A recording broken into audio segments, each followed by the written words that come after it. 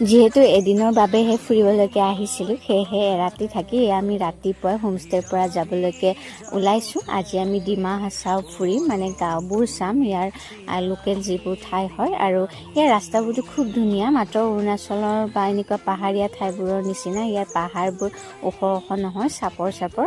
ৰাস্তাটো অকণমান ভাল বেয়াৰ মাজেৰে মানে যাব পাৰি আৰু দুয়োফালে খুব ধুনীয়া গছ আছে। আৰু আমি যাওঁতে বাটত জুম খেতিও দেখিলোঁ, মানে জুম খেতি কৰাৰ পিছত যে পুৰি দিয়ে, তাৰ পৰা আকৌ নেক্সট বছৰ মানে খেতি কৰিবৰ কাৰণে সাৰ হয় ন। দেখিছেনে মানুহবোৰে কেনেকৈ ৰ'দত কাম কৰি আছে। আচলতে ইয়াৰ মানুহবোৰে কষ্টও কৰিব পাৰে। আৰু মই যেতিয়াই নেকি পাহাৰত আহোঁ সদায়ে ভাবোঁ যে পাহাৰৰ জীৱন দেখিব হয় মানে ধুনীয়া, কিন্তু খুব কষ্টকৰ। ৰাস্তাত আমি ইয়াত অকণমান সময় নামিলোঁ, যিহেতু 2 ঘণ্টা মানে গাড়ী চলাই আহি একো ৰাস্তাত পোৱা নাই।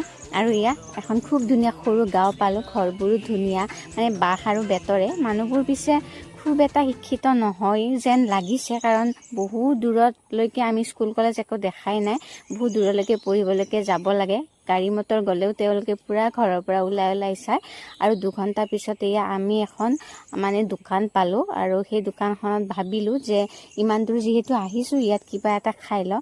পিছে আমি যিমান ভাবিছিলোঁ তাতকৈও আমাক ইয়াতে একাপ ধুনীয়া গাখীৰ দিয়া চাহ খোৱালে। আমি খুব ভাল পালোঁ, যিহেতু বহু সময় আমি একো খোৱাও নাছিলোঁ।